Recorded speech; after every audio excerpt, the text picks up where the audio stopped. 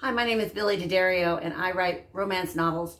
And today I want to talk to you about 25 different things you can do um, to track your time, to save your time, to use your time wisely. Um, there are some days, some weeks where at the end of the day or at the end of the week, I just wonder, what the hell did I do? Where the hell did my time go? And I have no idea. I had just squandered it, wasted it. The things that I had planned to do didn't get done, and yet I have no idea where my time went. The feeling that I accomplished nothing is discouraging, and I have a feeling that it is for everyone. People get discouraged when they look back at their day and they didn't accomplish what they had set out to accomplish. I think that it's fair to say that that is a very discouraging feeling. Time is one thing that every person in the world, no matter their station in life, has the same amount of. Whether you're a CEO on Wall Street or a shepherd in Scotland, you have the same 24 hours. What you choose to do with that time determines what the choices. What you choose to do with your time today determines what the choices that you're going to be able to make tomorrow. I was listening to a podcast called The Creative Pen. It's Joanna Penn. This particular podcast had Katie Forrest on it. And one of the things that she pointed out is that you can't manage your time until you know two things. First of all, where your time is going, and second of all, what you want your time to go to, what you want to spend your time on. So what I did was I tracked my time for a week. I blocked off, I got a piece of paper and I blocked off 15-minute increments, and when I just, if I wrote for an hour, I would wrote, and then I would block off 4 15-minute pieces of time.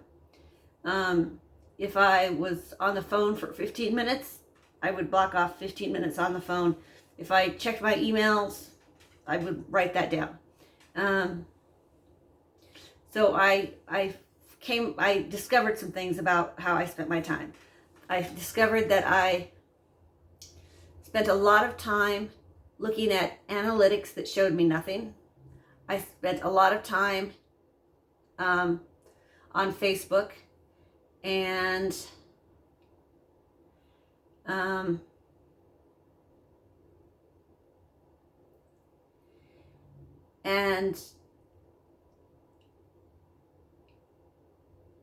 those are my two time sucks. They didn't provide me with any information or anything like that, and it just sucked my time completely.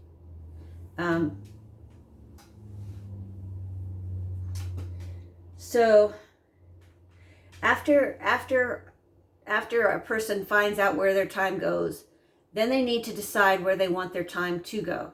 And I want my time to be spent writing. My goal is ultimately to write 4 books a year, and I can't write 4 books a year if I'm spending my time on analytics that at this point don't show me anything, that doesn't tell me anything that I don't already know. So I need to spend my time writing instead of worried about analytics. I don't need to know that I only have 56 YouTube views because I've only been doing this for a month. So we can relax and not worry about how many views I've had this month. After you know where your time goes and what you want to spend your time on, then you can start developing some habits. And that's what we're going to talk about. We're going to talk about some habits and some different things that you can do to protect your time and to use your time more wisely. And I have 25 different tips. So I'm going to share those with you, okay? The first thing is set a schedule. So get a day timer or use your Outlook, whatever you need to do, and write down make a time commitment to whatever it is that you want to spend your time on. Write it down, make a date, and then be faithful to that date and that time. You can use when you're typing or writing, you can use the Pomodoro Technique, which is you set your timer for 25 minutes and you write. And at the end of that 25 minutes, you take a 5-minute break. And then you set your timer for 25 minutes and then you take a 25-minute break. And you do that for four times. And then at the end of the 4 times, then you can take a longer break. And then you start again with 25 minutes and a 5-minute break, and then 25 minutes and a 5-minute break. And then you do it 4 times, and then you get a longer break again. You can set a goal set goals for your writing sessions. You can write. Well, I set my goals for writing sessions. My goal is to write 1,500 words every day, at least 1,500 words every day. Some people set goals for an hour, or I want to set so much. I want to write so many words in an hour or whatever. Every session needs something to strive for. You can work towards a certain number of words per session, or a finished scene, or a chapter. Use something that is a challenge, something that is concrete and measurable. So make sure that your goals are concrete and measurable. Have your own writing space. My writing space is my little dining room table right off my kitchen, or in my bed.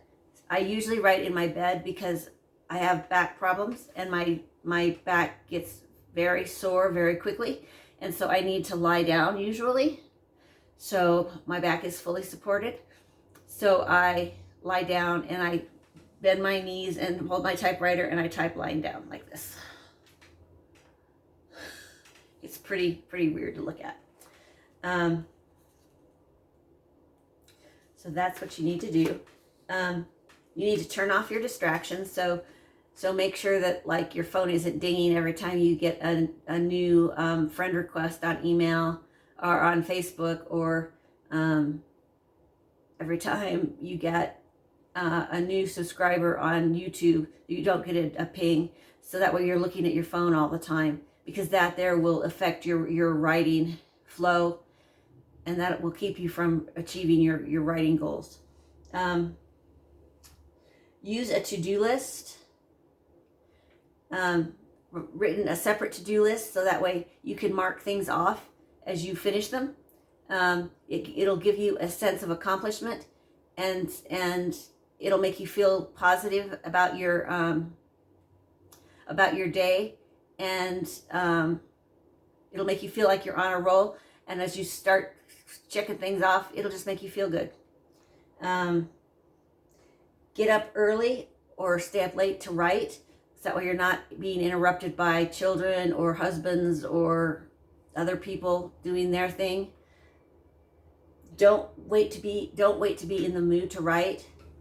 Stephen King says you need to just get your butt in the seat and write, and that's kind of how I do it. You can't wait to be in the mood, otherwise you may never write. You just need to get in there and just do it. And that's the bottom line.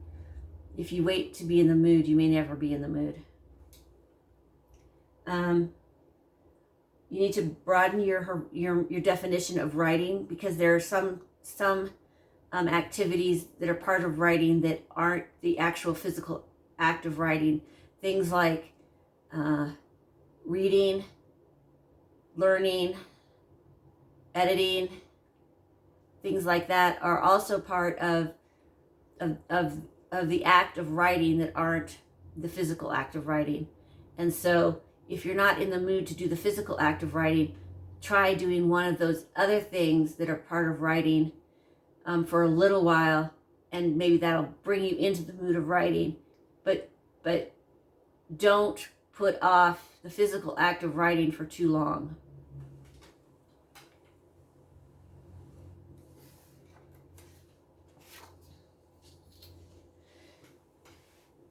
Tackle the tough stuff first, and break the tough things down into smaller bits, so that way they're easier to tackle. So if you've got a really hard job and you don't want to do it first thing when you wake up in the morning, and break it down into small bits, so that way it's easier to do, and you can start checking those little pieces of it off as you go along.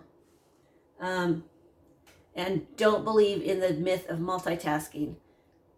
You know, I try and do things like put a load of laundry in while I'm writing, and it never fails that I leave a load of laundry in the washing machine, and they never get to the dryer, and then I have to start all over the next day because I've got a load of stinky laundry in the washing machine. So, you know, just don't believe in the myth of multitasking. Just get that out of your head completely and do one task, do it very well, and then move on to the next task. Outsource your non-essential things, or get somebody else to do the things that you don't like to do. that really is the truth. I've been very lucky. My husband helps out around the house quite a bit, and that frees me up time to write, and I have more time to write because my husband helps me out around the house, and I'm very lucky. But you can do things like hire a virtual assistant. You can get your kids to help out around the house. You know, be creative and find ways to push those things that you don't like to do, or things that aren't top of your line important things that are going to help you accomplish your goal. Figure out ways to push them off on to other people. Treat your writing like a business. If you treat your writing like it's a hobby, it'll be harder for you to get your book finished and published.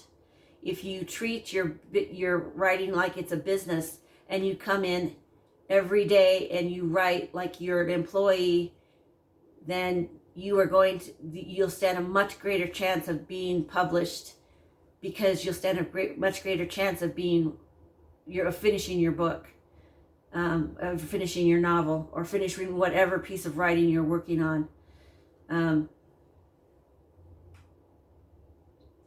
Get your words written first, because it's a great way to start your morning by having your words done first, to carry around that accomplishment with you. If you have to work a job while you are trying to be a writer, use your downtime at work for writing. You know, you have a 15-minute break. That's a great time to flesh out your main character. You have an hour lunch break. That's a great time to write 250 or 500 words, you know. So don't forget to use that time while you're at work, that downtime for your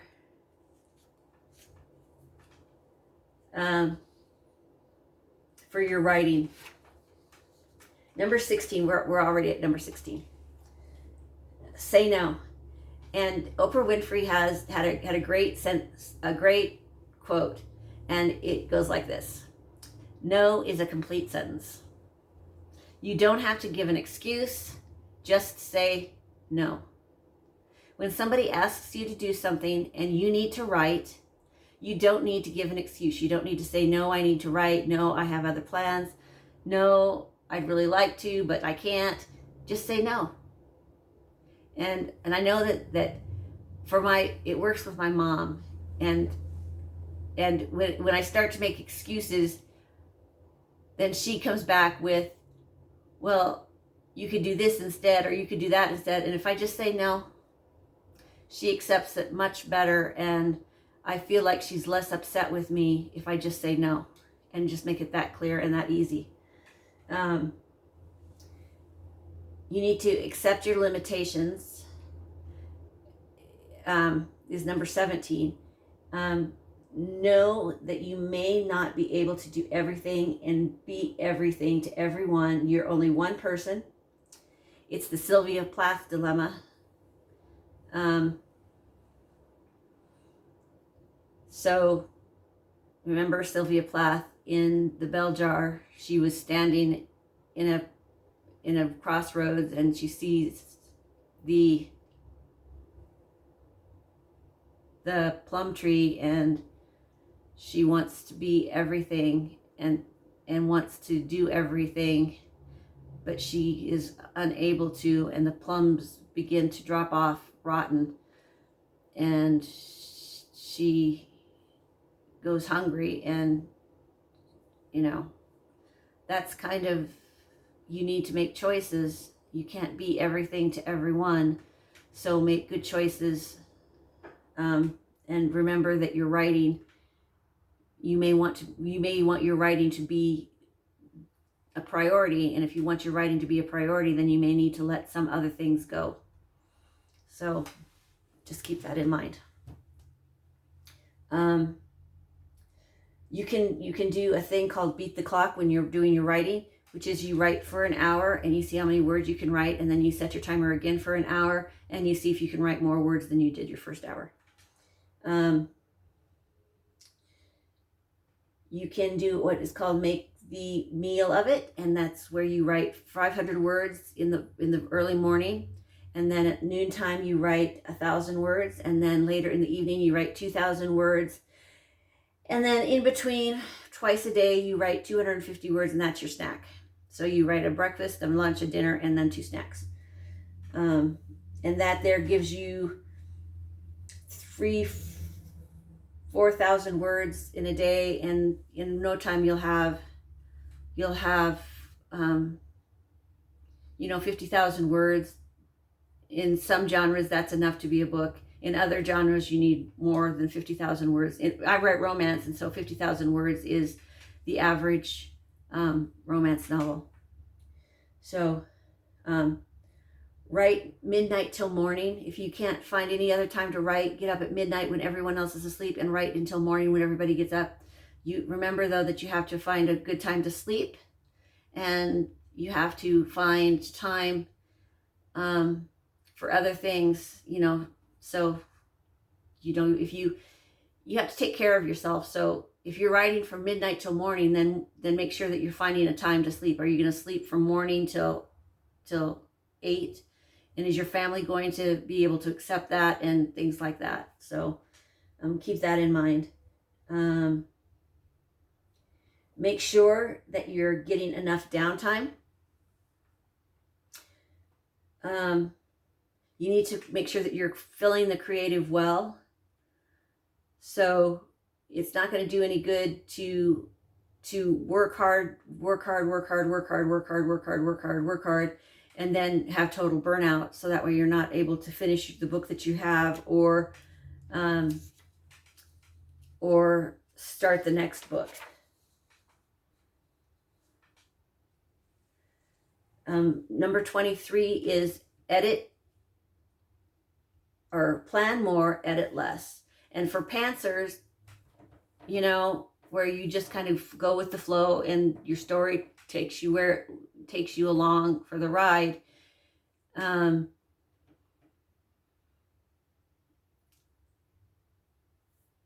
it's one of those things where I'm a pantser, so I believe it kind of it comes out in the wash. If you plan more in the beginning, then you have to edit less. If you are a pantser, then you have more time at the beginning of your novel, and less time at the end of your novel when you're editing. So it all comes out in the wash. But try planning more at the beginning, so that way you have more time at the end. You might like that. So give it a try. Try something new. Number 24, keep learning about writing.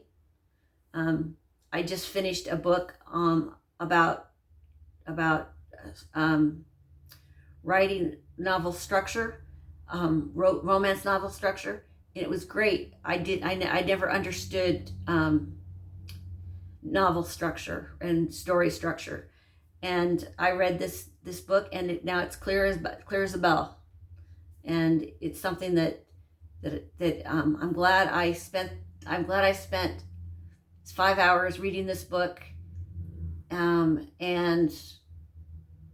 now I understand it. Now I know how to use a beat sheet, which is something I didn't understand before. So I feel like a new person. Actually, I feel like a brand new writer because I now understand something that I didn't understand before. So keep learning, keep reading books on writing, on the craft of writing, so that way you're continually learning and improving your skills. And as you're doing things, do them in batches. So do all of your social networking things together. Do your writing things together. Do your learning things together. Do your reading things together. And when I say reading things, because I think you need to read novels and other writers as a general rule. You need to do that in order to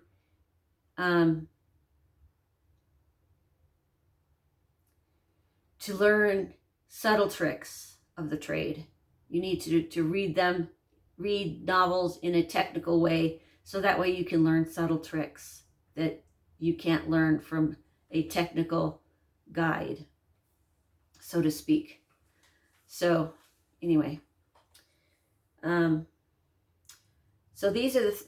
so all of that being said, one of the biggest takeaways is that you only have 24 hours in a day, and you need to use those hours wisely, because whatever you do today, whatever choices you make today, is going to set you up for the choices you get to make tomorrow.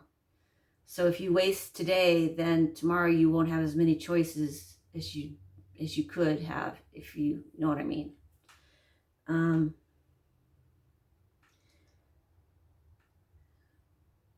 You need to use tools to keep yourself on track. So, use your Google Calendar, use a paper calendar like this one. Whatever you need to do to keep yourself going and on track. Be clear of the goals that you need to set for yourself, so that way you're constantly working towards your goals and not missing your mark because you kind of veered off target.